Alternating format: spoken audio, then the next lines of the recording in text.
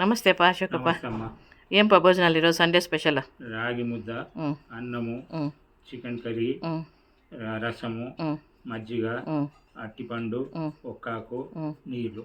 Okay అప్ప, very good. విన్నారు కదండి మన అశోకప్ప ఎంత చక్కగా చెప్పారు కదా. ఇంక ఈరోజు అయితే ఈ సండే స్పెషల్ మటన్ చేయాల్సింది, కాకపోతే ఊరు నుండి నాటికోళ్ళు పంపించారు కాబట్టి ఈ విధంగా చికెన్ చేయాల్సి వచ్చింది. కాకపోతే ఏమంటే ఈరోజు చికెన్ భలే కుదిరిందండి. ఎట్లా అంటారా, ఇంట్లో ధనియాల పొడి అయిపోయింది, అంటే మన ఆశ్రమంలో ధనియాల పొడి అయిపోయింది కాబట్టి ధనియాలు వేయించి అప్పటికప్పుడు మిక్సీకి వేసి దాన్ని చేసాం.